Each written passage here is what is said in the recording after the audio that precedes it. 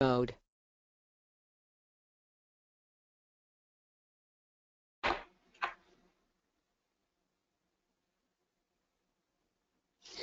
All right, hi everybody, and thanks for joining us this afternoon. Here we are.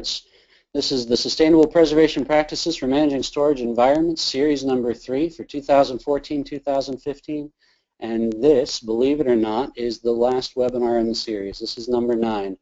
It's been an amazing 9 months, and thank you all for joining us all the way through. And if I can hold your attention here for about the next hour and a half, for those very few of you who have made it through all 9 sessions with us, again, thank you, and you can say that you completed the whole kit and caboodle.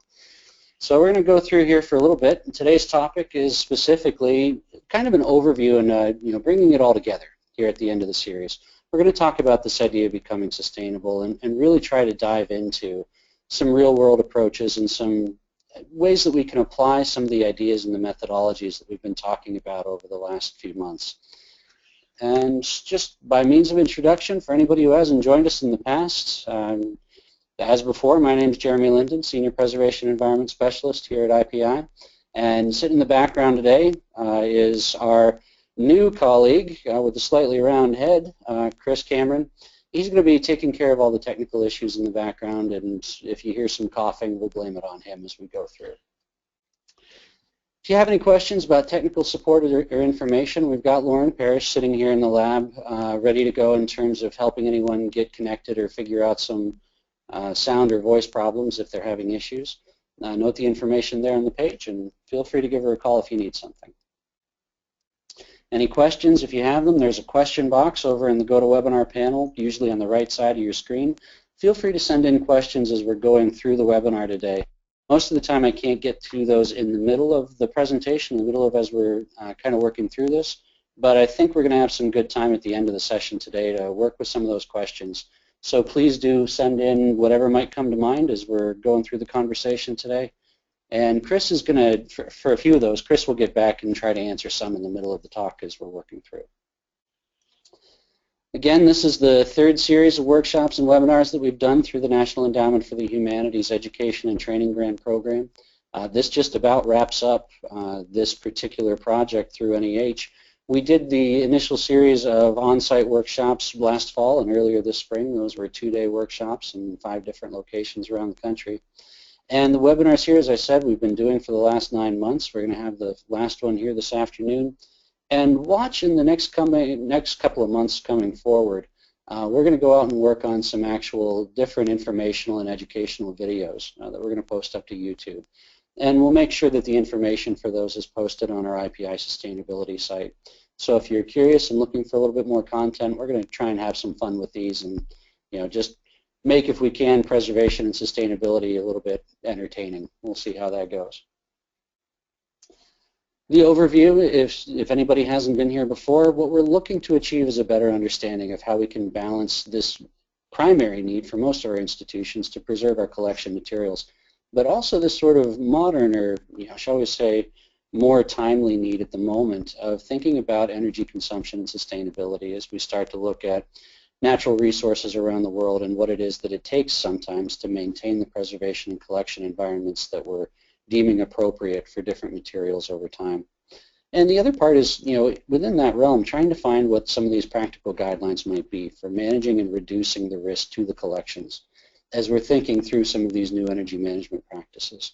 So that's, what a lot of today is going to cover. We went into the details really last month on that, and this is, as I said, going to be kind of wrap up. We're going to work on this and, try to bring it all together so that folks can walk away at the end of this and have a path to follow, have some good information or some good background to hold some conversations with other people in your institutions. So the primary goal, remember, and I know we probably harp on this an awful lot, but it's a good thing to keep in mind because it really is underlying everything that we try to do here on the environment team at IPI. And that's that goal of enabling collections care and facility staff in our cultural institutions to make sure that we can work and communicate well together so that we can not only define what our appropriate optimal preservation environment might be, but so that we can also achieve that optimal and sustainable environment over time. And by definition, really what we're trying to accomplish is that optimal preservation environment that achieves the best possible preservation of collections at the least possible consumption of energy. And we throw in there at the end, it's not just a tag on, but it's really the operative approach for this entire process, is that it has to be a sustainable method. It has to be a sustainable process or means of moving forward. So it truly is a balancing act. It's trying to find what is appropriate for both preservation, but doing so in a manner mechanically or perhaps passively, depending on the building, but doing so in a manner in terms of where the collections are stored to make sure that we're being as responsible and sustainable as we can when we're looking at actual energy consumption over time. And this requires a few things we have to go through, and we'll touch on each of these with a little more specificity in the next few minutes. But we want to look at a team approach. We've had a lot of experience working with different institutions over the years, and we're firmly convinced that it's all about working together as a group with all of our different expertise areas and all of the knowledge that can be gathered among players in an institution. We need access to the reliable data about the collection vulnerabilities in the storage and display environments. If you've tracked IPI over time, you know that we pay a lot of attention to temperature and relative humidity conditions and different types of decay mechanisms within collections environments. And having that data for how the environment or how the space performs is critical to being able to make these data-driven decisions of what it is that we should do in terms of both preservation and how to improve preservation, but also finding where the opportunities might be to improve our sustainability, to reduce energy consumption while we're doing this. We need to have a good understanding of mechanical system capabilities and performance within a building, and I'll add to that, even though it's not written underneath this bullet, we have to have a good understanding of the way our building in general works. We need to know what it is that the envelope is capable of, the age of the building, and what factors are involved that as we begin thinking about what environment we want to create for collections, we have to be able to relate that both to what the building and its envelope are capable of withstanding, but also to what the mechanical system that we might have in place or that we might think about putting in place is capable of doing or performing to. We also need this, when it comes right down to it, we have to be able to define and achieve that optimal storage environment. And one of the things that we'll cover, and I won't go too far into it here, is that needs to be unique for each and every one of our individual institutions. The reality is, and we'll talk a little bit about standards as we move forward, but the standards really are changing. It's not a one-size-fits-all scenario anymore, and we need to figure out where within this new spectrum each of our institutions fits and what it is that we're capable of.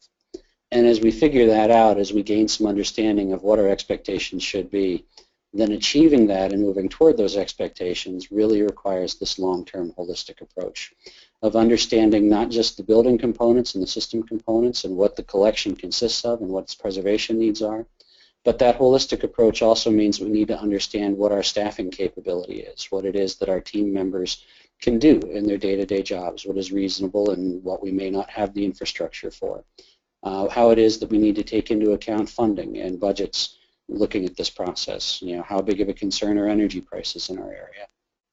So all of this comes into play together toward that idea of how do we manage preservation and how do we manage, shall we say, energy consumption within a particular building to the right holistic understanding of what the entire building environment is doing. So step one, right? We've talked about this in the past, create your team. I don't have a team that looks like this. It might be a little bit entertaining if we did. But the realization here is that the optimization that we're looking for isn't something that is performed by one person. It's a collective effort because when we talk about holistic understandings and knowledge of a building, we realize that it requires that shared knowledge and that shared expertise among different individuals and different groups within our individual institutions. And this is something that as we go through it, it's a process that takes time. It's all about thinking about our workflows, thinking about our communication, and working toward this idea of we are looking to enact change at the base level of how it is that we do business. When we go and set about trying to perform or think about optimization studies or achieving optimization with environments and systems, it's not a one-time project where you go in and you examine, here's what a system is doing, make these changes, make sure the environment responds appropriately, and walk away from it. What we've learned over time is that those changes, the way it is that that environment, the collections, the system, and the building all interact, change significantly over time. And that means that we have to continue monitoring and managing this to be able to work through this practice of optimization as often as is necessary. You know, it might be every couple of years, thinking about and making sure that the performance of the space and preservation of the collection is doing what we expect it to do, and not just assuming that because we fixed it once or because we did this optimization work once, that it's always going to remain that way. And one thing that we recognize is that, you know, the, if you will, the constituents that are happening within this process are the folks that are involved, you know, the people who really need to be looking and discussing this issue. There are a lot of them, right? There are a lot of people in our individual institutions that don't normally work together, right? We may have a CFO that's over, you know, in the grand scheme of things, concerned about what the energy consumption might be and what impact that has on the bottom line of the budget. We may have facilities operators or engineers or managers that are trying to figure out, well, all right, how do I get this piece of equipment to do the appropriate job for just a little bit longer? Because I know it's 30 or 40 years old and maybe I'm starting to lose capacity, or maybe we're having trouble with parts. So how do we eke out still getting that thing to work over time? And we also have, you know, all of us folks that are on the collection side that are looking at it and going, well, we really need this type of environment or these types of conditions in order to ensure long-term protection for these media types or these materials that we hold. And all of us, you know, are working from our own particular perspectives over time, but not necessarily always discussing among one another what these shared strategies might be in order to achieve all of these goals or achieve all of these necessities or mandates at once. And as we start to bring people together and create these connections that may not otherwise exist, right? As we create our team and bring together someone on facilities and someone on collections and folks from administration, then we start to gain knowledge and understand perspectives that impact how it is we can create and manage and maintain certain environments and what may go into it. So that's just it. It's recognizing that we are all stakeholders, that at the heart of this, and we really do ascribe to this ourselves, at the heart of this, it's all about preservation, right? It's all about making sure that the media or materials that we've been entrusted with are going to last in a usable form or in the appropriate form for as long as possible. You know, careful about using that dangerous word of forever. But the other reality is that as we approach that question of, well, what is that environment? What does it take? How do we create it? The stakeholders in that process live all over our institutions, right? We're the ones on collections who may be asking for an appropriate environment or discussing what the appropriate environment may be. But the folks who are providing that environment, for those of us who are working on the facilities side, have to figure out how to use the equipment, the machine, the tools that are at our disposal in order to try and achieve this particular condition or this particular environment. And that's not an easy task either. We have the folks who are just working with the collection day in and day out, and maybe those are those folks may be anything from reference librarians to collection managers to exhibits staff, and they're looking at it and thinking about collections and preservation from maybe a slightly different perspective or a slightly different viewpoint in terms of, yes, preservation is critical, but how do we also make sure that we maintain access and we provide access to materials over time? And that introduces the question of, well, how do we provide the safest access? And how is it that we approach this process and think about that management to allow for not just the preservation of media, but for the appropriate and long-term access of that media as well? And finally, overseeing all of it, the people who are kind of responsible for making sure that the entire institution opens its doors every day are the ones who are looking at that administration side. They're thinking about budgetary issues and finances and overall management and what sorts of resources we have to allocate to what particular issues or what particular, if you will, funding lines. So as they're bringing, this sort of overhead picture into the conversation, that has an awful lot to do and can really influence what we can achieve on oftentimes the mechanical side specifically, thinking about the building and thinking about systems within a building, but also thinking about, well, based on our infrastructure, based on our resources, what is the amount of preservation that we will be able to achieve as a team? And we really can't undersell that administrative support. And I want to take just a few minutes here and really cover this a little bit heavier, because even I'm guilty of definitely focusing more on the collections and the facility side over time. But working with our managers, working with our supervisors, and sort of the administrative functions of the institution, first of all, they're a critical aspect to sort of, shall we say, providing the mandate of all of our other groups or departments, or however it is that you want to define it, working together, right? It's not always natural, although I think as a profession, or as our multiple professions, we're getting better at it. But there's certainly a history where facilities and collections don't necessarily work together regularly. There may be friendly communication, but maybe that could be more constructive. And the support of the administration to, shall we say, encourage that communication and that working together is critical, because it gives us as employees, it gives us as specialists in our own areas, it gives us that mandate and that direction that says, you know what, it's not, we can't just spend all of our time working with the collection specifically, but we have to really support and encourage these relationships among other departments in our building in order to allow us each to do our jobs better. At the end of the day, when it comes down to what is it that we have available to us, whether it's monetary resources, whether it's the building resources or systems or equipment, it's the administrative representatives, it's the CFO, it's going to be the budget officer, it's going to be the director or the CEO that is going to really prioritize where it is that the institution's budget gets directed, and making sure that we have a good conversation about what these data-driven needs for preservation and for sustainability are is critical to, if you will, informing that budgetary process. Making sure that it's not just a matter of, we believe that we need to do better preservation, so please allocate more money toward that particular funding line, but more along the lines of, look, we have the data available, we can show what it is that the system does, what it is that the building does to the environment, and how it is that the collection responds, and this is what illustrates the fact that we need to make improvements, or else we might be concerned with losing some of these materials that we're stewards for. And having that data available and having those real conversations with management to be able to lay it all out and explain why it is that preservation may need improvement or may need some additional resources. That's the type of job that we have to do on the preservation, on the collection, and on the facility side, is not just use what we know to be true, but to be actually able to actually use the data to show that as well. And at the end of the day, they're the ones that are, the administration is the one that is going to be able to help us find, not just provide, but also help us find the resources that we need to try and achieve this optimal and sustainable environment.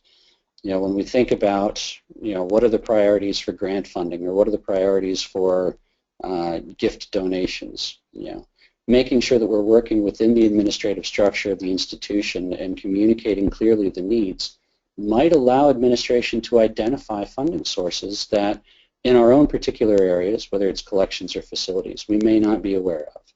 And that's why, again, working together as this group may uncover opportunities that we never knew to exist or never knew to be available previous to. So this team, those primary activities, we talked about them. They're fairly straightforward. It sounds easy when we write it down, right? We want to collect and review the environmental data from the collection spaces. A lot of institutions, a lot of us are already doing that. Although there are, many that we still work with, and many of the folks we go out and talk to that are still working to get to this stage, still looking to have that initial set of data. We want to be able to document the capabilities and the performance of the HVAC system in our building where we are. And this is a tricky one. This is not one that we want to treat lightly, but defining that optimal environment, because there are a lot of factors that come into this. And this short list, what's best for collections, making sure that it's acceptable to the occupants or to the patrons that may be in the space with the collection, making sure that those conditions are achievable with the equipment that we have, and how to do so in an energy efficient manner, in a sustainable manner. Those are all aspects that play into what is this overall, I hesitate to say compromise, but it is, because we're balancing different needs. So what is this overall environmental, this optimized environmental goal? That definition is tricky, and that's oftentimes where a big part of this communication comes into play. And beyond just those four, it also brings in other factors. Again, it's what the building is capable of. It's how it is that we have airflow, or do we have multiple environments within the building?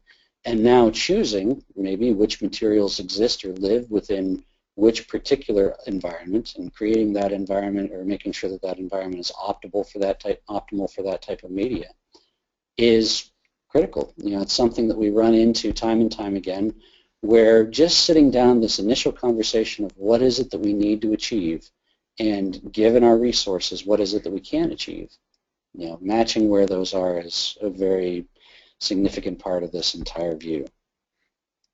And we want to be able to look at the environment that we have using that space data and using the mechanical data that we're able to pull together and compare that to what it is that we've just defined as that optimal. Do we need to just make changes in control to the equipment that we already have, or do we have to insulate a building or think about removing moisture from a building in one means or another? Or do we have to think about collection management and think about how it is that we're creating environments for particular types of media or particular materials? And finally, the job of the team, when it comes right down to it, is when we start to identify these opportunities or identify places where we can improve the overall environmental performance, then it's the team's job to decide on what's the appropriate step to take. What is the strategy, or what is the test that we want to perform or try, and how does it respond, right? When we attempt that new strategy or new control or new operation, then what is the result? How is it that we can measure what the impact of this change was? And working through that to be able to identify and choose which types of adjustments, or which repairs, or which fixes, or which, name your perspective in terms of the things that we try out, of these different strategies and options.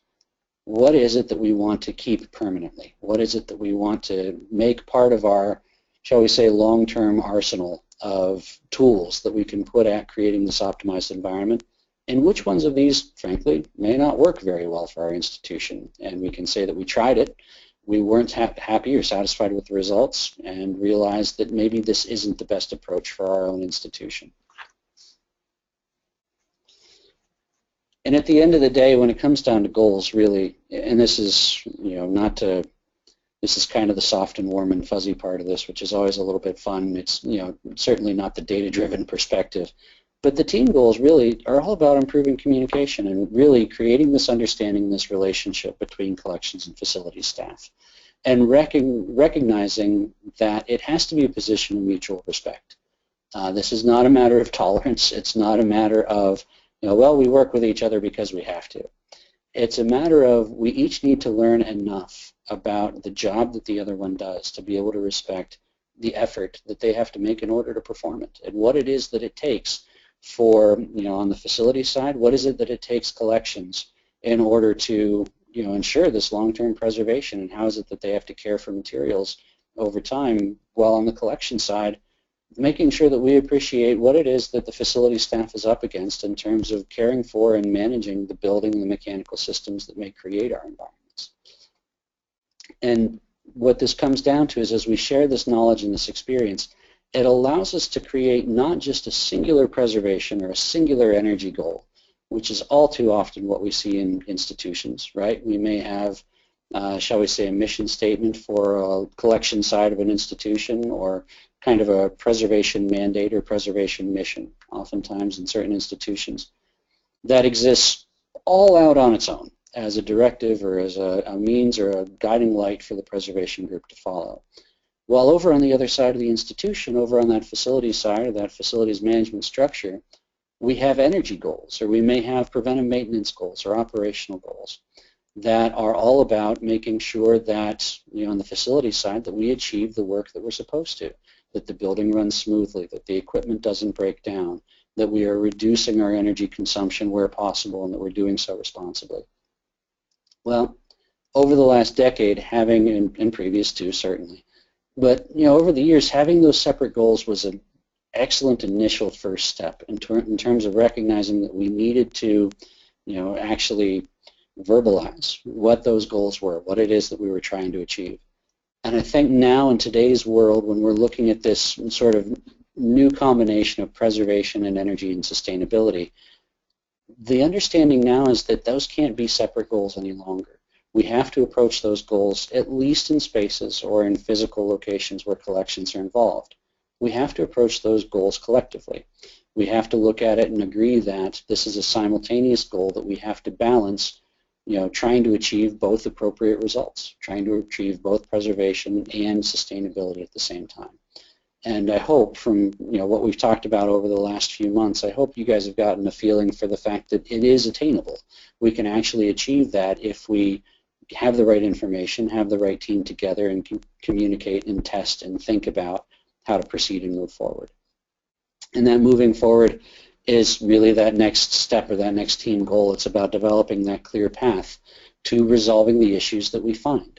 And kind of tongue-in-cheek, some of these may just be resolving problems in communication between our two different groups of employees.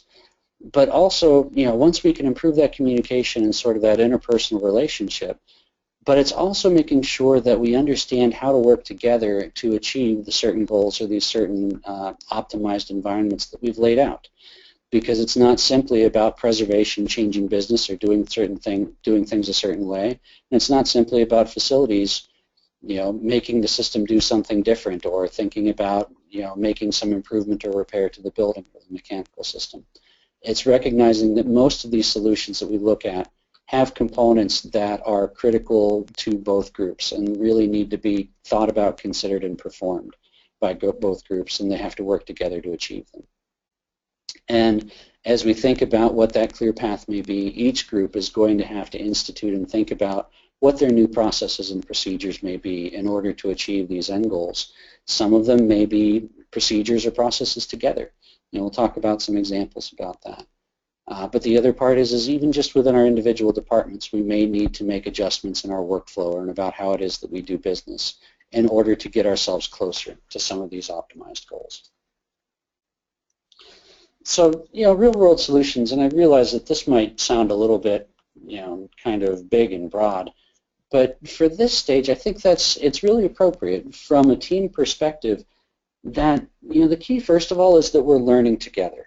And I want to focus on those particular words because it's not necessarily telling everybody else your business, right? It's not, a collections person walking into the facilities room and saying, well, the preservation has to be this because if we don't, these, acidic papers will chemically degrade and will become brittle and just start to flake and crumble all over the place.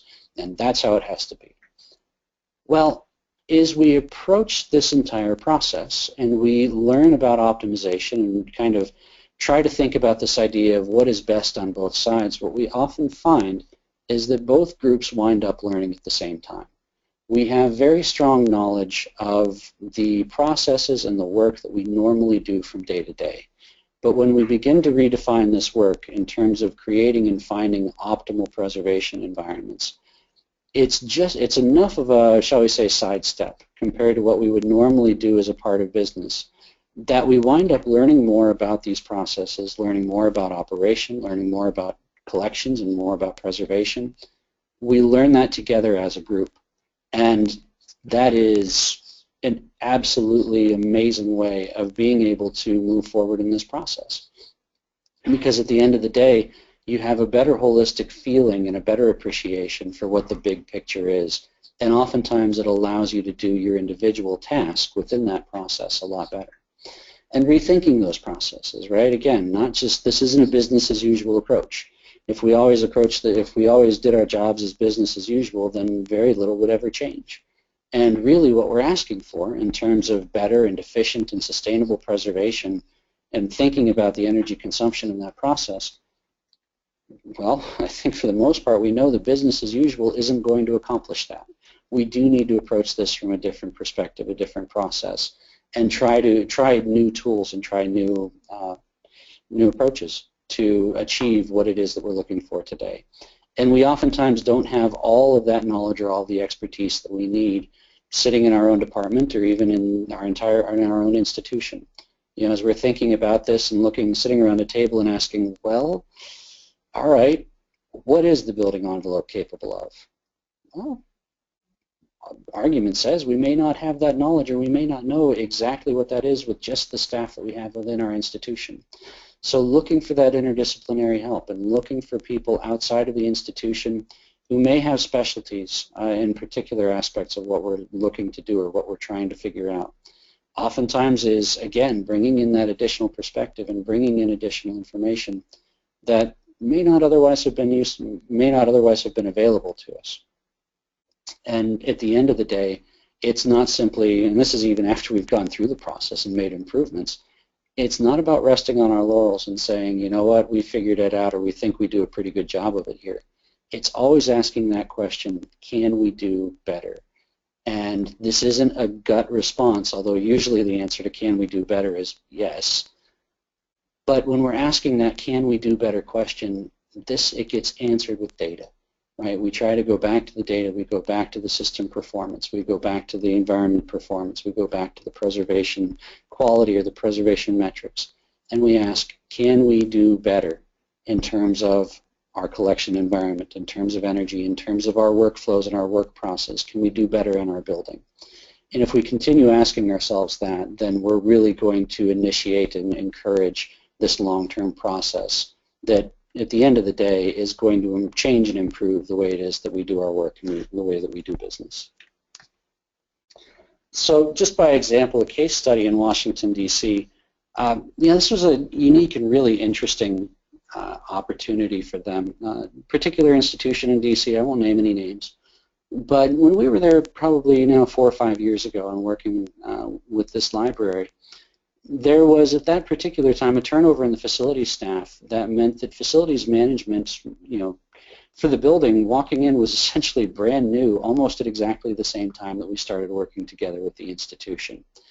And that was an eye-opening experience in terms of this sort of learning together process, in terms of collections learning more about what it was that they wanted to achieve for preservation and what it was that the building was capable of. And someone on the facilities side, the opportunity for them to walk in with a fresh perspective, a new outlook, or a new eye toward, well, what is the equipment that I have available, and what is the building that I'm working with? What can we learn about that? And as we're learning about that, mechanical operation and preservation at the same time, where are the opportunities for both of us to do our jobs better? And what we found out is that they're optimal, and as I said, optimal is individual to every institution. Their optimal consisted of, both operational improvements in terms of let's just think carefully and logically and do some, shall we say, more informed choices of how it is that the mechanical systems are operating, but also looking at real capital needs, also recognizing that there were certain pieces of equipment that needed an upgrade or needed some repair, in one case actually needed a new piece of equipment in order to achieve what some of those optimization goals were. Beyond just that equipment and that sort of operational side, the other thing that we learned is that the workflow was part of the problem. In the past, comfort calls from human occupants when it came to collection spaces could go directly to facilities, and the facilities' job was to respond to that immediately and do whatever it was that they needed to do to system operation in order to achieve human comfort. When these zones or the spaces we were looking at were primarily meant for collections preservation. So from a work perspective, one of the key things that happened was that change in workflow. Instead of calls being directly routed to facilities, now if there's a comfort complaint, if someone thinks that it's too cold or too warm, that information, that request or that complaint gets routed through conservation. And the conservation specialist can look at the data for the space, look at what the environmental conditions are, and be sort of that first step or that first buffer of if something is out of line, if something does need adjusted, they can communicate it to facilities. But if the conditions are what they should be and the person in question is uncomfortable, really just needs to put on a sweater or take off their jacket, then the conservation staff can deal with that without having the entire building or the entire zone environment changed simply because of one person's comfort factor. The conservation staff and the facility staff, now that they've worked together and learned together, actually sit down together monthly and review the space and the mechanical system data and look at that to try and identify, all right, we've worked through this process, is everything still operating the way that we expect it to? Do we need to look more closely at this particular space because we notice a trend of the temperature increasing over the last few weeks or the last couple of months? And that simultaneous, that working together to review that data allows both of them to do their jobs far more efficiently and more effectively. And with that data, as they review that and think about what the changes are, they now have the information in this really data-driven quantification to be able to take the needs and the problems directly to administration and discuss, really what the problem is, how it is that it manifests, what are the consequences, and what are the options from an administrative perspective to moving forward and making some corrections or fixing what it is that may be problematic. So it's all about the data. And I would have Chris break out into song, but his voice is a little bit wonky right now, so we apologize. But the reliable collection information data, yeah, well, absolutely. We need to know what we have and where it is. And of that stuff, what is critically important to our institution? I know that we're not supposed to say, in theory, all collections are created equal, but in reality, that's not the case, right? We need to know where are the absolute critical materials to our institution, where do they live, and what is the environment that they live in? And beyond just the environment, what is it that they are sensitive to, right? Do we have to worry about this rare book collection, or shall we say our collection of 20th century first editions, right? Do we have to worry about those books becoming acidic over time? Do we have to worry about these examples of, shall we say, take your pick, cabinetry over time? Do we have to worry about mechanical damage to these materials and looking at whether or not a veneer or whether or not a joint is going to loosen or fall apart over time?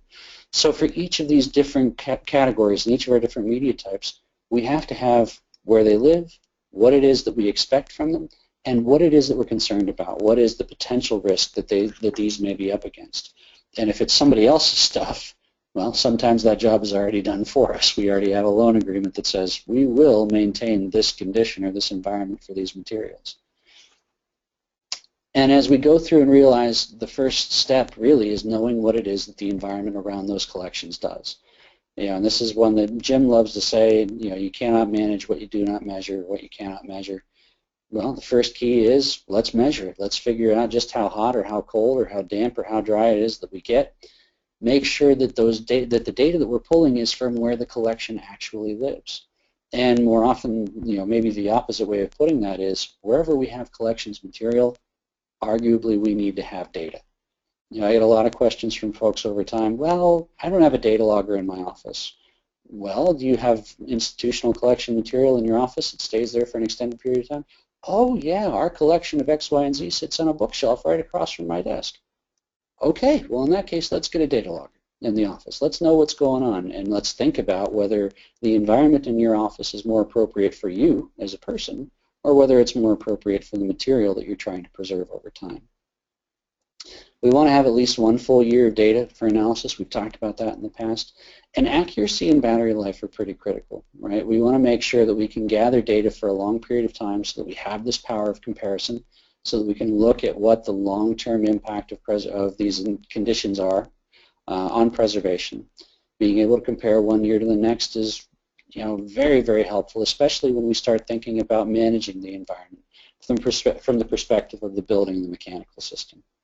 And when we have that data over time, it allows us to really, and I realize that quantification is a little bit of a, difficult, we're not talking hard numbers here, but we have comparative numbers of being able to look at an environment and saying, you know what, we improved the preservation quality in this particular example from 37 to 97, over a course of a year.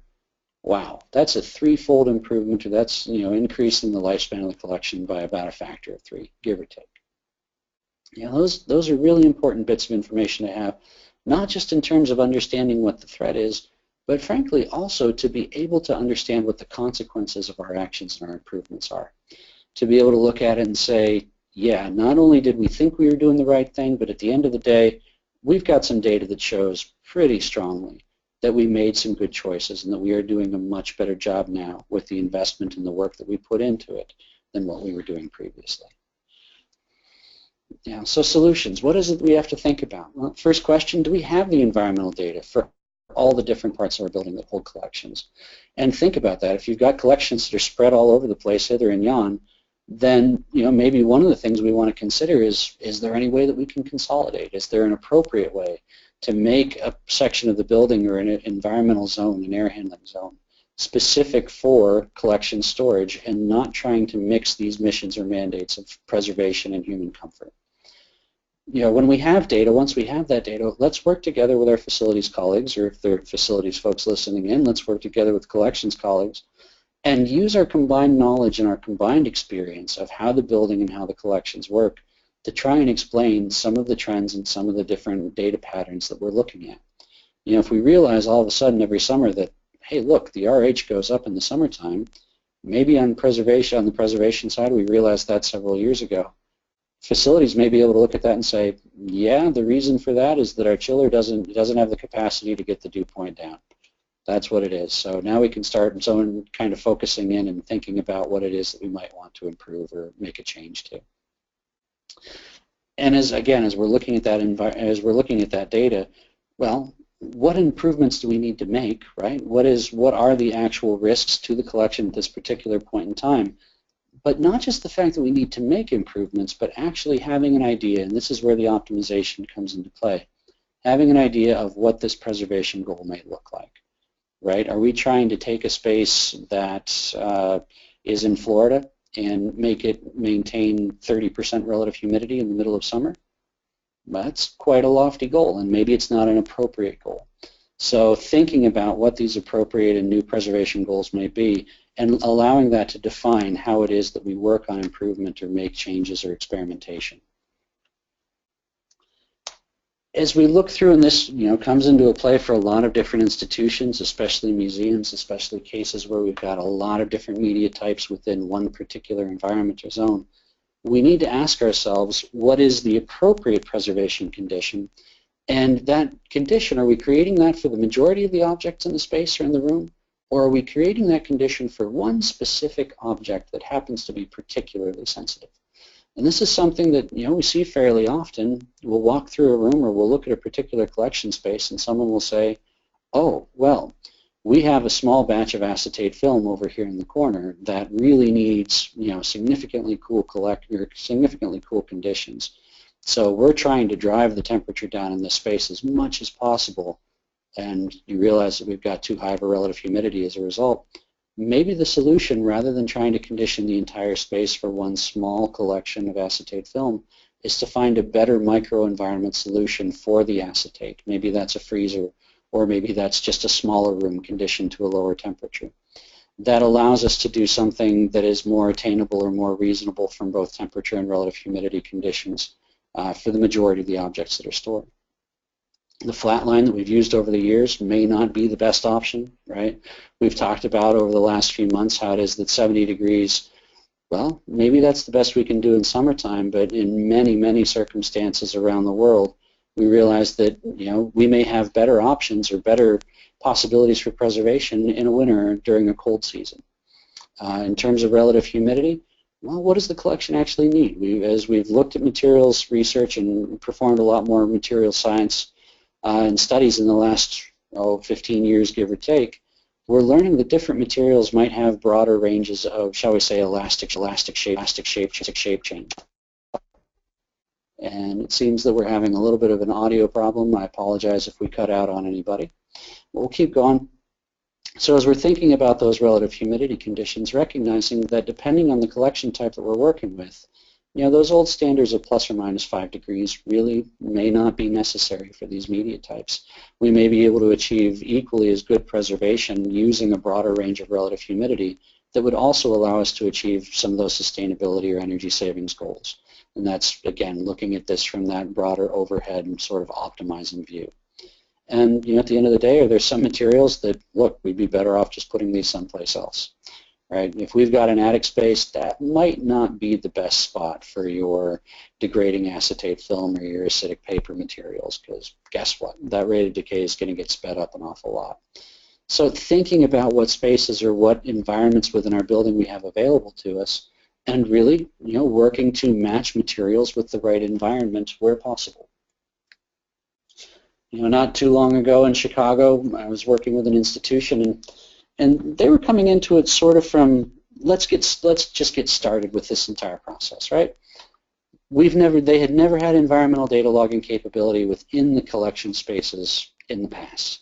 They had an idea, some spot temperature conditions that they'd taken with a handheld unit, and a while back they had some hygrothermographs that I don't know how much the data was still available or how accurate it was at that particular point in time. But you know what, let's get some data loggers, let's put those in, and let's find out whether or not the HVAC system is actually operating the way that we think it should. And lo and behold, the data reveals that even though the system had programmed set points and was supposed to be doing a particular thing, turns out that what the space felt downstream was certainly not what the goal was or what the understanding of the preservation and the collection staff was. That they were actually far outside of those set points that they had been asking for.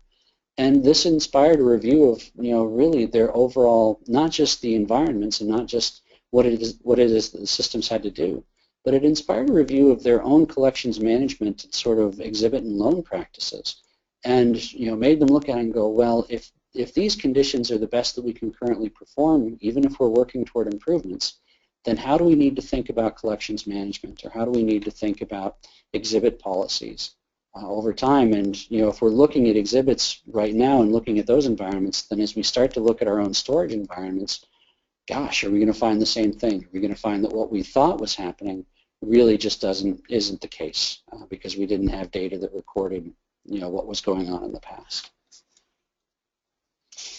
How does that system really work? Do we have the documentation that explains on a day-to-day basis not only how the system operates, but which spaces it serves?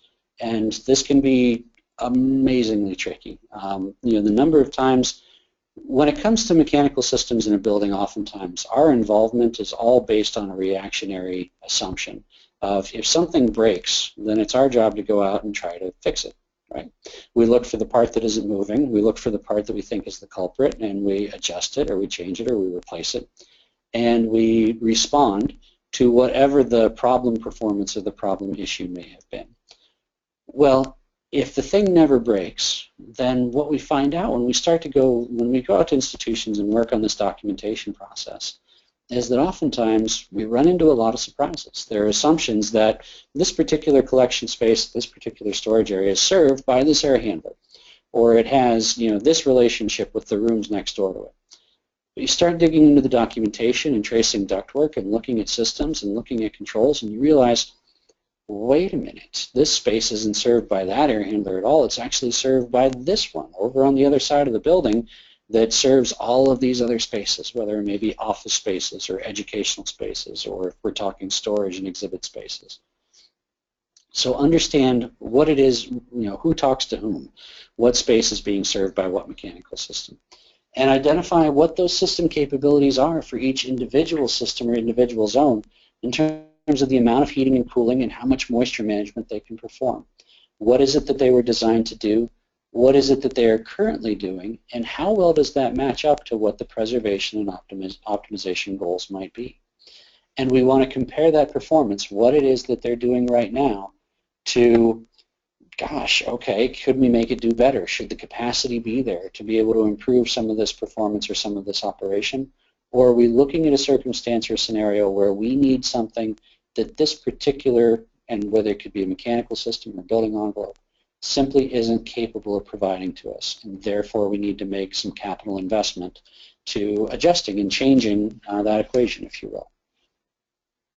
So knowing what's in the space, knowing what the storage area or what the collections area is actually doing to this environment, knowing where the materials live, how often people are in the space. Unoccupied spaces, as we talked about in the past, have a lot more opportunities for experimentation, for optimization oftentimes than occupied spaces, or just a different degree of opportunity. Where are the lights? How much load is there from the lighting? How much energy do we use to turn them on? How often are they on? How much heat do they impart to the system? Do we have exterior walls in this space? Are we worried about leaks? Are we worried about pest infiltration through cracks in windows or gaps within walls or door frames or window frames? Do we have vapor barrier? Do we have a vapor barrier? Do we have a thermal barrier available to us? And of what quality are they? And within the space itself, where might we get additional sources of heat? Not just from people, but from equipment, Or are there other factors involved that may introduce a source of moisture? Is there a restroom nearby? So understanding all of these different facets that play into creating the environment that the collections live within. And those, more and more, we're getting better at it, but historically those may not be something that as collections folks that we're attuned to thinking about and to trying to find in terms of thinking about our storage area. We're good about thinking about shelving and configuration and storage space and whether or not there's piping running overhead, but maybe we're not necessarily thinking about what is the envelope control or making sure and understanding what the impact of the lighting might be, not just in terms of light exposure, but in terms of energy. And if there's one thing in here, and I think we've covered these questions before in the past, but this is kind of the,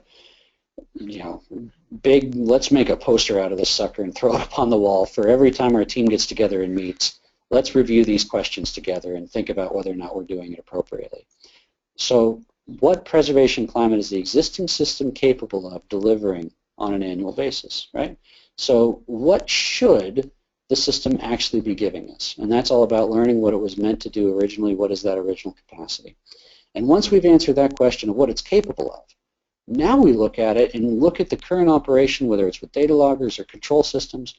What preservation climate is the existing system, and I'll put system/building, actually delivering on an annual basis? And many, many times we discovered that, that bullet point 1 and bullet point 2 are two different things. What it's capable of and what it actually does may be entirely different. And if they are different, we have to ask ourselves, well, are all the components of the system functioning the way that they should? Okay. Go back through, check. Is there any place in here where we're running inefficiently? And finally, for the actual climate that we are creating, good or bad, but for the actual climate that we are currently creating, are we using more energy than necessary to deliver and create that climate? And the answer to that question on an almost 100% basis is typically yes.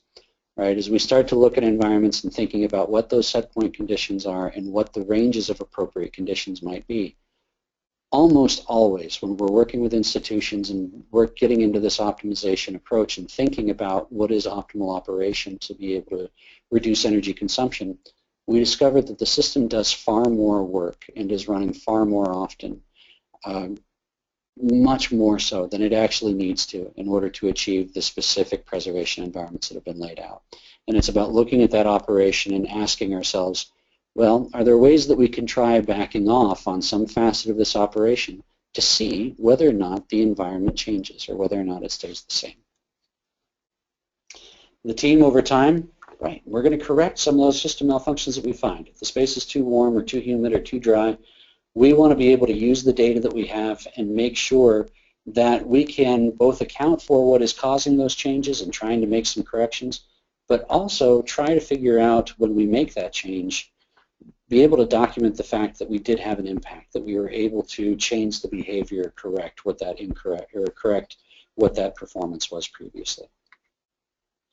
So we want to have that documentation available to us to determine whether or not the system capacity can achieve our new preservation goals. And in some cases, the answer is yes, and in other cases, we look at it and go, this system was installed in 1955 or 1965. And our goals for preservation, or frankly, sometimes just the way that our building is being used, have changed so significantly that the system that was in place does not have the capacity in terms of sizing and its ability to remove energy to achieve the goals that we're looking for. And in this process, as we're thinking about how it is that a system and a building perform, we've talked about using documentation, we've talked about going into the plans in the past, and maybe one thing that we haven't spent a lot of time on, and I won't go deep into it today, obviously, but one critical aspect of this is getting your hands on a plain language copy of the HVAC sequence of operation and control. And this is for institutions that have larger HVAC systems that are run by a building management system or a control system. But in many, many cases, this control is a logic process, right? It's a, if this occurs, then the system should do X, Y, or Z. And in many, many cases, we run into circumstances where institutions are using external contractors to do some of this controls contracting for them and write in the coding that determines how it is the mechanical systems run. But they don't have an explanation in this plain logic to explain this if-then process that says, if the temperature within the space goes below 55 degrees, then the heating coil will turn on and bring the temperature of the space back up to 60 degrees. Or if the carbon dioxide in the space is determined to be too high, then the outside air damper will open up and bring more fresh air into the space. We want to know what the sequence of control is, and we want to understand it so that we can compare it to the space and the mechanical data that we're getting from the data loggers. And does the data from the space and the data from how the mechanical system runs, do those match what this sequence of operations says should be occurring? Because what we'll find oftentimes is that over time, and it works the same way as sort of these comfort complaints or comfort calls, is that we'll make small adjustments or small tweaks to systems operation or to the controls, but never reflect those changes or those adjustments on the overall logical sequence of control. So when someone is asking, well, how does the system work, they may be handed a sequence of control or a description of how it works from 8 or 10 years ago or 20 years ago when the system was initially installed and designed, when in reality what is happening today may look entirely different because those changes, adjustments, and tweaks have occurred without being documented. And as we think through this process and discover some of these inefficiencies, if you will, one aspect of this is dealing with the problem operations or dealing with the inefficiencies one at a time. We run into, enthusiasm is a great thing. It gets us a lot of places that we wouldn't want to be able to wind up otherwise. But one thing that we find oftentimes is that, institutions will identify what they see as a set of problems and work to correct every single one of them all at once. And at the end of the day, when they see a change in the environment, it's very hard to quantify what exactly which change impacted which particular problem or inefficiency. It looks better, but we can't quantify, what it was that worked well or what it was that we changed, but maybe it didn't work so well. So look at this, look at these inefficiencies, determine what strategies may make improvements there, and test these one step at a time, and look to see what the consequence of that test is. Look to see what the result is and be able to quantify the impact. So you know whether or not this is a big ticket improvement. Hey, we just made a lot of improvement to our preservation, we saved money at the same time, or we just spent all this time to make an adjustment with all this discussion, and we found out that our preservation stayed exactly the same, and our energy consumption didn't change one bit. Okay, well, that one can probably go off the table, right? One of the things that we run into, this was an institution in Southern Ohio a couple of years ago, and we were talking before, just briefly about the idea that sometimes the needs of the collection or the needs of preservation and the capability of the original system, the original building, just don't match, right? And I think I made the kind of offhand comment about, well, if the system was designed to specs back in 1965, maybe it's not going to match up with what we want in 2015. This was one of those cases. This particular institution had a library that was initially built as, all circulating collections by and large. There was very little special collection space. And when the building was designed and the systems were installed, our understanding of preservation needs and preservation conditions as a profession was very, very different. So we went in and we looked at this system design and realized that they were using this dual duct, hot duct, cold duct system that could only dehumidify on that cold side, on that cold duct, meaning that as the outside air came in, some of that outside air made it downstream to the space without ever being dehumidified at all. And the institution couldn't figure out why they couldn't cool the space down and get a lower relative humidity, even with a cooling coil that was dehumidifying as much as it could. Well, they were bringing in a fair amount of outside air, and it turns out that the cooling coil sized for the amount of air that was supposed to work on simply couldn't keep up. And this was one of those cases where the equipment available to them simply didn't match the need in terms of how that need or how that definition of need, that optimal goal had changed over time. And on top of it, looking at the winter time, there was no humidification available. So we asked and we talked about it, well, what are the options? And there are a slew of options that you could explore. And some of those range from, well, is it realistic to look at replacing a system? Maybe that's hard. We still have, 2 duct runs and mixing boxes all over the building, so we still need to use a dual duct system. Maybe the best option is to move all of our dehumidification back to the outside air intake, back to the outside air duct, and do our dehumidification, or at least the majority of it, there. Maybe another option is to look for a different zone, or look for a different air handler zone or another building to move the rare materials or the most at-risk materials to provide a different or a better preservation environment there, as opposed to in a location where it might be more difficult to achieve. So keep the options open and think about some of these broader solutions that are not just, well, let's make the cooling coil capable of doing more dehumidification, or let's change out a cooling coil, or let's just put in a new air handler and maybe that will give us better dehumidification. Maybe it will, but there might also be, if you will, a simpler or more efficient solution to it.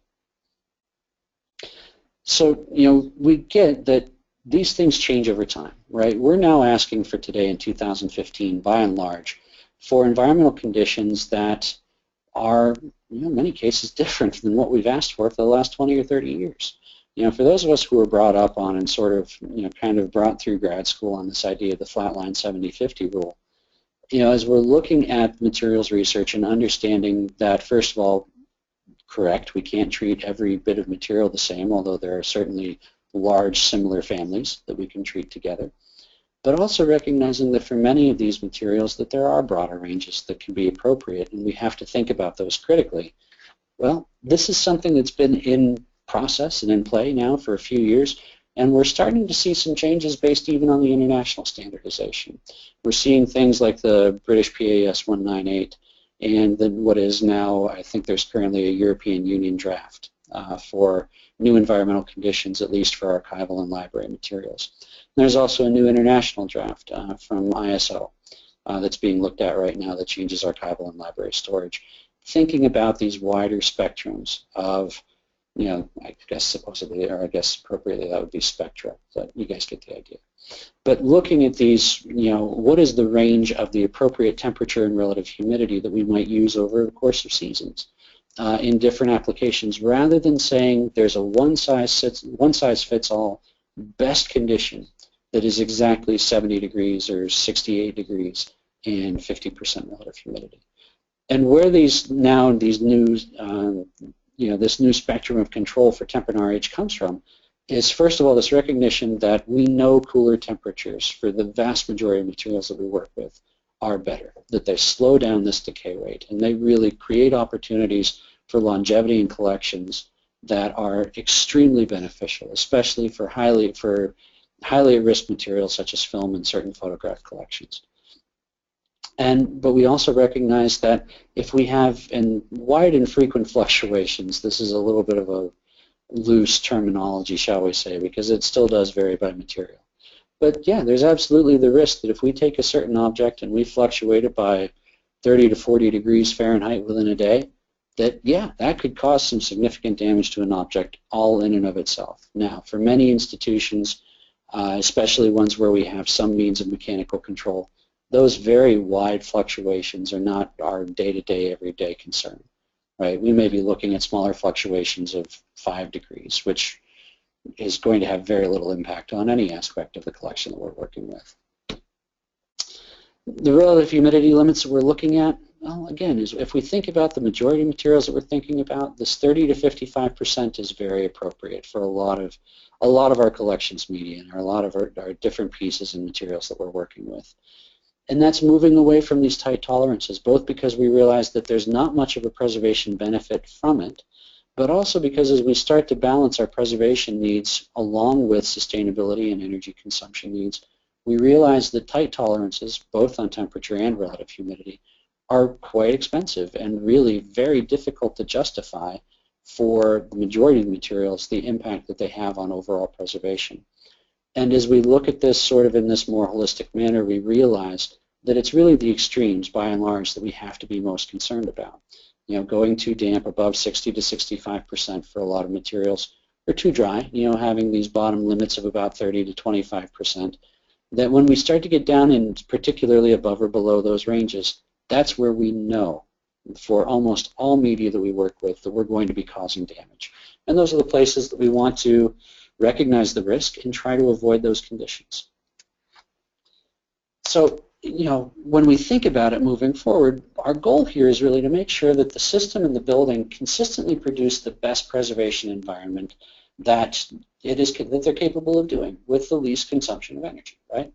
And that best preservation environment is, redefined by not just these new standards that are coming out, but also from our understanding of the science that really says, yeah, cooler is better, and we're looking for moderate relative humidities. And what we're trying to achieve is the simultaneous goal of reducing the risk to collections, first and foremost, right? Being able to account for what that relative risk is, drop and reduce that risk as much as possible, and try to achieve these improvements in energy efficiency without having a negative impact on the collection.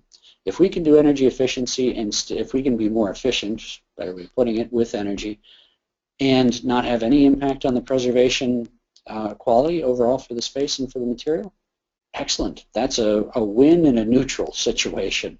If we can improve preservation and improve our energy consumption, that's a win-win. And what we're trying to avoid is a lose scenario within these different options. And things that we have to consider, absolutely, human comfort, right? Are we managing and balancing the needs of the collection with the needs of our staff or with the needs of our patrons that may also be in the space?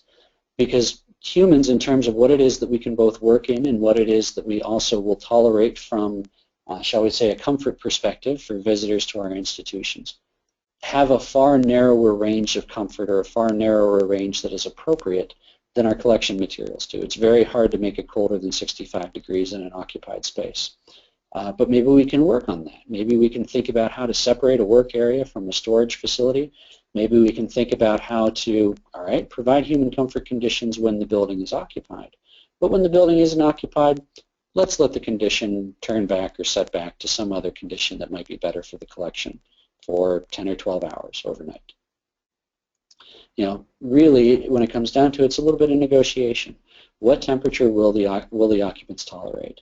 If we're talking about a gallery space or a museum, what is the temperature that our patrons will take? In the wintertime, if they're walking through with their coats on, maybe we can make it a couple degrees cooler.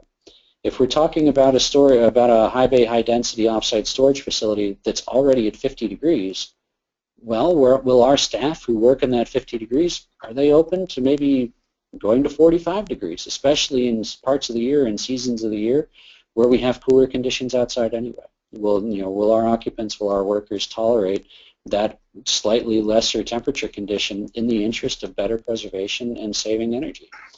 And throughout all of this too, there's this legal perspective. Do we have to worry about union agreements or contracts and what it is that we as institutions have said that we will provide as working conditions? So at the end of the day, what we find is that really there's no single ideal anymore. And I would encourage people to either move away from that word of ideal and start using the idea of optimal, or at least accept the idea that when we say ideal, we're talking about what is ideal for our own unique individual circumstance and institution. And when we aim for this optimal, as if we change this manner of thinking, as we aim for this optimal, we accept that our optimal may look different than the institution down the road, or our peer institution a couple states away or across the country or on the other side of the ocean. And our optimal is going to be based largely on, well, what is our weather condition or what geographic region are we located within? What are the needs of the particular collections that we have and hold and steward? What is the capability of the mechanical system or the building that we sit within? And what are the needs of the occupants, be they our employees or be they our patrons, in terms of environments or comfort conditions? And as we figure that out and as we start to nail down what that optimal may look like, what we also have to understand is that operation, buildings, institutions, usage, patterns all change with time. So that optimal, once we go through this exercise and have a feel for what is optimal going to look like, we also recognize that over time, the way we use these spaces, the way these spaces respond, perhaps the outdoor climate, all kinds of things are going to begin adjusting little by little that are going to have an impact on this overall definition of optimization or an optimal condition. So it's not a one-time, we've discovered the answer for our institution. It is this is what's optimal right now, and maybe in 3 or 4 years we need to work our way back through this, or at least different parts of this, to determine whether or not that optimal may have changed on us. We had an institution in Boston, Massachusetts that in this particular case came to us and said, we're really concerned about this particular operation and preservation condition within the environment. In this particular case, it was wintertime dryness. And we went and agreed, okay, well, we're going to both try to figure out what that is, but we're also going to look to see if there are other inefficiencies or opportunities or other places where we can improve preservation that we should find.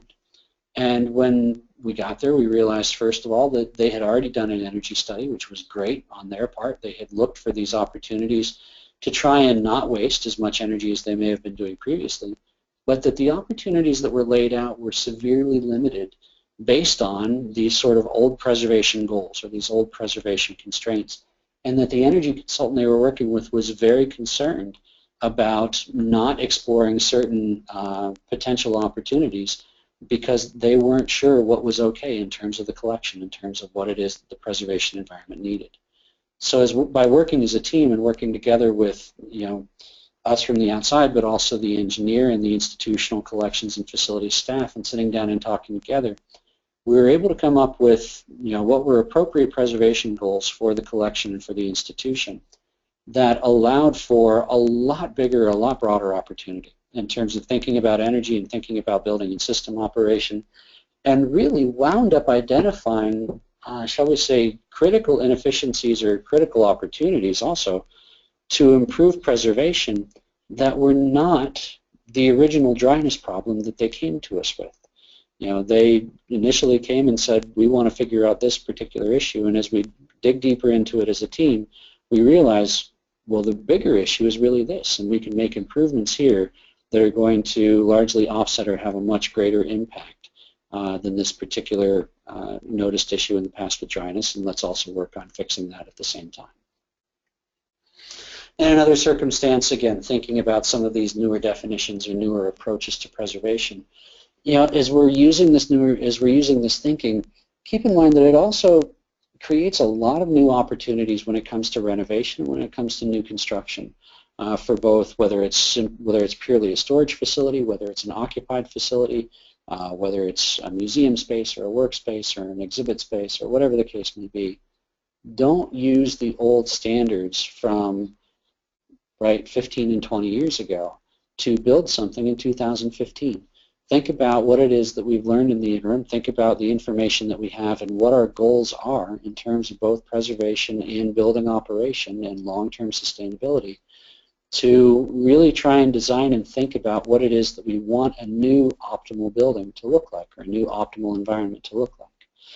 And thinking about how do we use this structure, this proposed structure, either existing or new, to its best capability. In the case in New York, this is a fairly unique case. This was a subgrade storage area that had significant potential, a lot of opportunities to both improve the preservation but also reduce the energy consumption, simply based because of the fact that it was underground and there wasn't a whole lot of load, there wasn't a lot of fluctuation or change in terms of temperature and relative humidity over time. And recognizing that, gosh, there might be an opportunity to do a lot better in terms of preservation by dropping temperature, and by recognizing that we may be able to do that with actually less energy than what we've used in the past. So think about that construction, and as they were working on renovation plans and trying to approach this possibility, how is it that a new system or a new system design might account and provide for some of these opportunities, or just more efficient means of creating a better preservation environment. And what it came down to, or what we finally came up with at the end of the day, was a balance of using some strategies and some aspects of passive control for this underground space with a different way of looking at the mechanical operation, not doing it the same way that it had been done previously, not doing a traditional design that was approaching the air circulation and the air conditioning in the same manner, but looking at something that was doing the work or the energy work at the most appropriate place within the overall system and airflow. Excuse me. That one was me, not Chris. But as we're working through this, and this is kind of the other poster, if you will. This is one I love having conversations about this with Peter Herzog, because he's so passionate about it, and really, these are things that these are his mantras. We were talking the other day, I was talking to somebody, and they were mentioning sort of this trend among maybe my generation and a little bit younger to have, a quote or sort of a guiding life idea tattooed somewhere on your body. And I think, if Peter were the tattoo sort, that somewhere along the line, these may have been the tattoos that he would have put onto his body someplace. The first one is excess energy consumption, just plain, is common and often unnoticed. And the word that we like to use for that is it's unannounced. It does not self-announce when we're using too much energy. What does self-announce is something that is broken, right? If it stops working, then usually we find out fairly quickly, we go fix it. But if something is just using too much energy, by the time the condition is created and we see the manifestation of that downstream in the environment, well, it looks like what we expect it to. We're not paying attention to whether or not the cooling coil or the heating coil or the fan is using too much energy to create that condition, because at the end of the day, we're just happy that we got the condition, that we got the right set point of the right environment. And the other part of this really is we have to visit each significant energy consuming element within the mechanical system and ask, is this component, is this element using any more energy than necessary to achieve its intended function? And again, we have a tendency to assume that, well, it works, it must be working efficiently. The more appropriate assumption is, well, it's working, but let's assume that it isn't working efficiently. And let's assume that somewhere in here the rate may be too high, right? The amount of energy we're using may be too high. And the amount of time that it operates, or the amount of time that it's working on it, may just be too long. Because in the end, what we're looking for is this long-term holistic approach. And there's not an easy fix-it button that we can turn to, although it'd be fascinating to walk into a mechanical room sometime and see one of these things mounted on the wall. I think that would be a lot of fun. But the factors that impact our storage environment, as we said before, they're variable and, frankly, prone to malfunctions. Things go wrong, which is why having facility staff and cultural institutions is so absolutely critical, because things go wrong. And we need someone to respond to that. That reaction is still important. But if we want to move ahead with how it is that we manage and create environments, we need to be able to achieve some of this proactive approach. And this holistic understanding, this holistic approach is truly a proactive process. We can't take that fix-it-and-forget-it approach if we want to think about long-term management. And the key here is no one person can manage all of this. It takes a village, right? We have institutions. The reason we all have jobs, and it's not just one uber computer or uberly smart person that is doing all of it, is because it takes shared knowledge. It takes individuals with different pieces of expertise and people who are able to do different jobs and different functions within the institution in order to create and make the place run, and not just to run, but to create and make these environments and these preservation conditions that the collections need.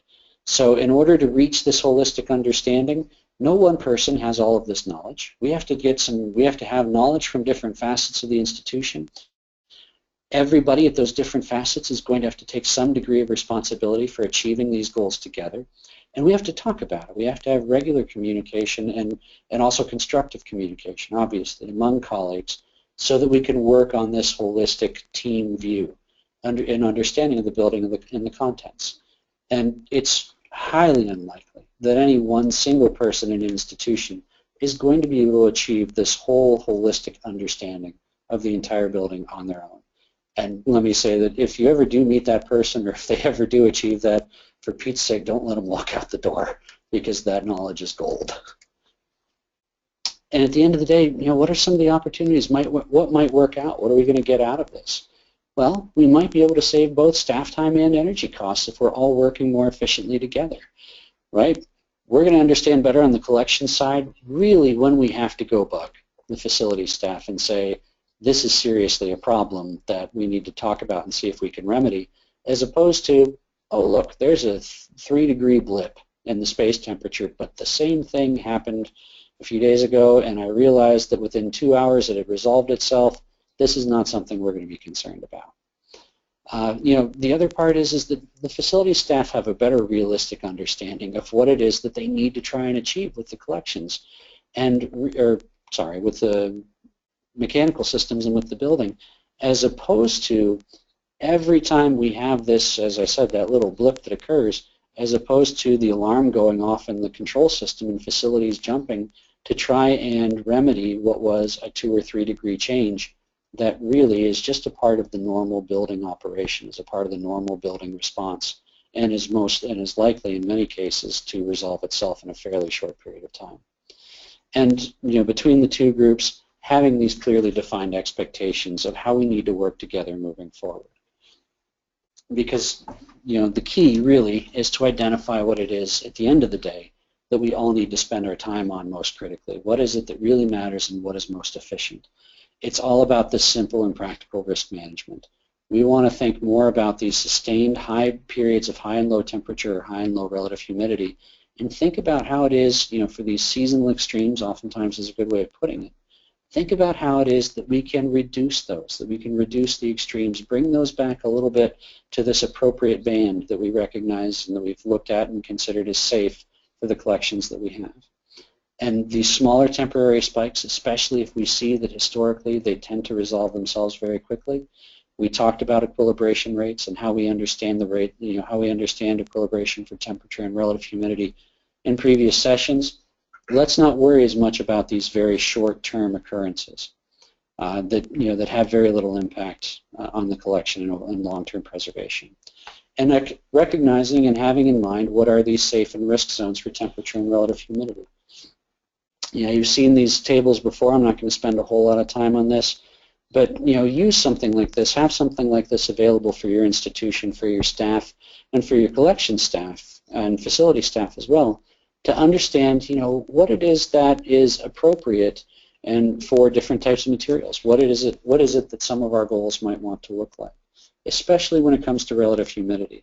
These ranges of RH really do an awful lot to sort of determine where the panic modes should be. 70% and above and 25 to 30% lower. These are in many cases absolute panic mode situations where if we see that, it's time to go do something right now. And different institutions will choose, well, maybe we want to make sure we respond at 60% or 65% based on different concerns for the collection. But have these for your material in your institution posted someplace so that information is available to everybody and we recognize sort of what parameters we're working within. And as a group, the documentation, all of this entire process, going back to the scouting approach of be prepared, right? We want to be able and think about the fact that the administration, the shape, the people, the makeup of our institutions is changing constantly. We have staff turnover to deal with. Every year our buildings and mechanical systems get older. Our energy usage goals change, right? 15 years ago, did we have the same sustainability goals that we have today? Maybe some very forward-thinking institutions, but certainly not everybody. Actually, maybe I should say 20 years ago. 15 years ago is only 2000. That's not that long ago. But the other thing is we also bring in new collections. We bring in new materials that have different preservation risks or have different degradation risks. And we need to appreciate that and use our documentation process to account for these things. And as we have that documentation available, what this does is rather than creating the moment of how do we deal with this and ensuing panic, then we can actually instead work together as that team to share the knowledge, use the documentation, and try to ease this transition and improve that education among our entire group. So at the end, we're going to wrap up here real quick and take some questions. First, make a plan, right? It's a long-term process. So work through this together. And if you don't monitor your environment already, start, right? Get the data that you need to use and to be able to measure and think about, first of all, discover where the problems and the inefficiencies are, but also to be able to look at it and say, where are the places that we really need to focus on and critically be concerned about improving or changing? Form that partnership. Think about your team. And I know this was written with an eye toward collection staff, but for all three groups of us, form that partnership between collections, facilities, and administrators. And make sure that there is regular communication there, not just when we have to go ask for something or when it is that we have a particular problem. And look for solutions to the real problems that we address and identify, right? Which problems really have a big impact on preservation or on energy over time, and which ones are, kind of the smaller ones that yeah, it can be fixed, but we're not going to see as much impact, or it's not going to have as much, shall we say, significance on our overall preservation or energy picture. So look for the solutions that are going to have the most impact first, and test those and experiment with those, and be able to show the data or the results of what it is that you've been able to achieve. And at the end of the day, become that sustainability and that sustainable preservation champion, right? And that's not just on the collection side. I've met some facility staff in the past and worked with a lot of great folks who are every bit as much the champions of sustainable preservation in their institutions as anybody on the collection side. And I think the point is anybody can be that role. Anybody can play that role and really push for intelligent preservation, doing the best that we can for our collections in the most responsible and sustainable manner possible. It's possible, absolutely. It's something that we've seen institutions achieve over and over again, and I think there's a lot more potential out there for it to find this successful balance between collection preservation and energy reduction when we have these basic understandings of how it is the heat and moisture encourage decay in different collection materials, and what the standards are and what the new science is actually telling us, how it is that we need to understand about environmental management and collections materials now. The effect of the temp and RH extremes, and the fact that throughout this process it's all about the data. It's all about thinking about data-driven decision-making and allowing what it is that we learn and what it is that we can measure to help determine our processes or our changes or our approaches going forward. At the end of the day, the goal is always to improve preservation, and I don't think I have to tell anybody this, but at the end of the day, in many, many circumstances, we can achieve that preservation improvement and maybe even save some money at the same time. So the project website, I hope you guys have a chance to visit it off and on. We're still going to continue posting new information to this over time, is ipisustainability.org. This website will not go away, even though this particular grant project is coming to an end. All of our archived workshop and webinar presentations, materials, as well as a lot of other work that we're doing in terms of sustainability and research and some of the equilibration studies will be routed through this IPI Sustainability website. So keep checking back with us and look for new information. Look for what else we may have posted. The publication is available through IPI if you're interested, if you're looking for sort of a written thing that you can work over together as a group. If you have any questions, please don't hesitate to get in touch with us. As always, please remember to take the survey here when we wrap up. And as part of the survey, maybe one thing that I would request, if you will, is if you're adding additional comments for us, maybe give us some ideas of what other future webinars you might like to see us do. If there are future topics that you'd like us to focus on, or if there are topics that we've covered in here that you really feel could be approached from a different perspective, or maybe fleshed out a little bit and given just given a little bit more attention, let us know, because we're always looking for new ideas or places where, what is it that people need to learn about, what is it that we need to be working on in order to be helpful to the field. I want to take just a second. We're going to answer some questions for a few minutes, but I do want to take a second and just say thank you very much to everybody for joining us for this entire series, or for however much of it that you were able to make. We really do enjoy doing these. We're very thankful to the National Endowment for the Humanities for providing the funding for this. And hopefully we'll get to continue doing it on into the future, and especially if you guys can kind of help us out in terms of what it is that you'd like to see. So Chris has some questions that have been sent in over the course of the talk. We're going to take a few minutes and see how many of those we can get to. Got a question here from Rebecca Remington. Rebecca, thanks for the question. Has any entity ever used an advanced HVAC system with either solar and or geothermal and or both, or etc.?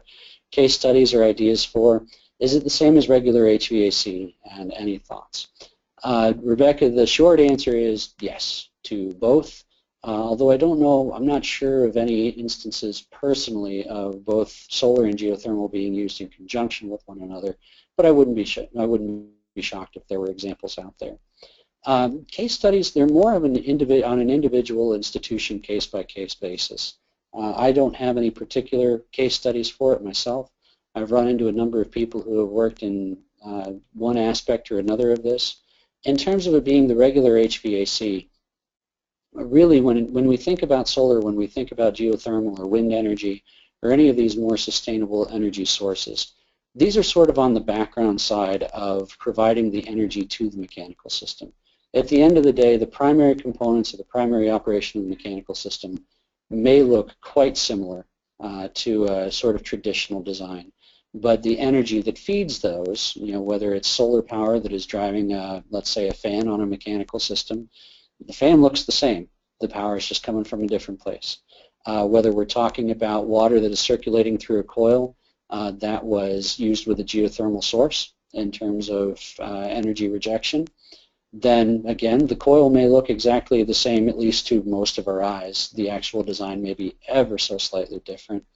But at the end of the day, it's all about where that energy exchange or where that energy is being taken care of, which in the case of geothermal is either subgrade below the ground or in a very similar circumstance looking at water source cooling or lake source cooling, where you're actually cooling water and sometimes you have an energy exchange with a chiller that is coming from a water source as opposed to an earth source.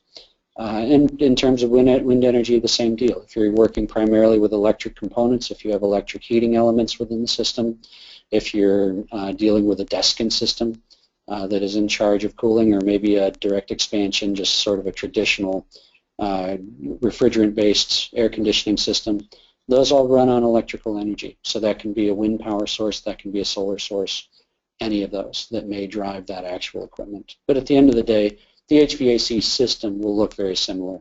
It's the background components and where you're pulling the energy from that is different and has to be designed and thought through.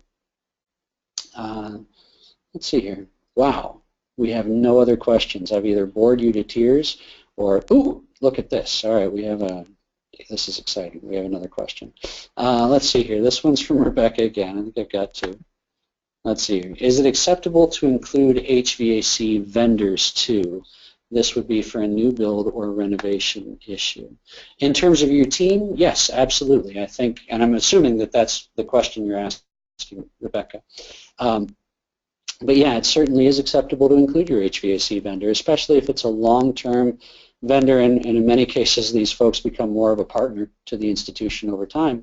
To include in this discussion and talk about, here are our optimization goals. Here it is that here's what we're trying to achieve, maybe a little bit differently than in the past, and getting their response to, kind of how they might deal with some of those issues or what they might recommend.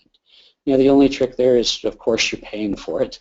But yeah, certainly, if you have a good relationship and have built trust with a particular vendor over time, don't hesitate to include them as part of this team to think through how to do optimization and how to make some improvements. Got a question here from Andy D'Amico. Are there any case studies of sustainability in subtropical areas? And he puts in the parenthetical, I'm in Houston. Best of luck. No, the answer, Andy, is there are. And there are some different case studies. In fact, one that just came out is, trying to think. I don't have the title of the book. Is on my shelf over at my desk, but so I don't have it sitting right in front of me. But the Getty Institute just released a publication by Shin Maekawa and Michael Henry, among others, that is looking at creating preservation. I'm butchering the title, but essentially creating preservation environments in subtropical climates or in hot and humid climates. And there are certainly several different case studies in that particular volume that talk about how to not only achieve preservation conditions, but do also sort of indicate some different sustainability options in terms of thinking about energy, or in the sense of low energy, how is it that you can passively control, in some cases, some of these issues in terms of managing preservation environments. Now, for sort of high-tech solutions, if you're looking at complete HVAC system in modern buildings, then sustainability is really a matter of, again, addressing those questions of what does the system achieve and how much does it work in order to achieve that? Are there opportunities to trim some of that operation, maybe not during peak periods, maybe not during the absolute hottest parts of the year, but when you're looking at some of the non-peak operating times, or when you're looking at some of these shoulder or swing seasons, where you have a little bit different conditions, whether it's drier, whether it's a little bit cooler, where you can adjust operation to look at either better preservation or improving the overall sustainability and reducing your energy consumption over the course of the year. So hopefully somewhere in there that'll help out a little bit. All right. Thank you all very much. It's 3:34. We're going to close up for the day. Appreciate your being here. Everyone have a great rest of your afternoon, and please be in touch. Take care. Bye.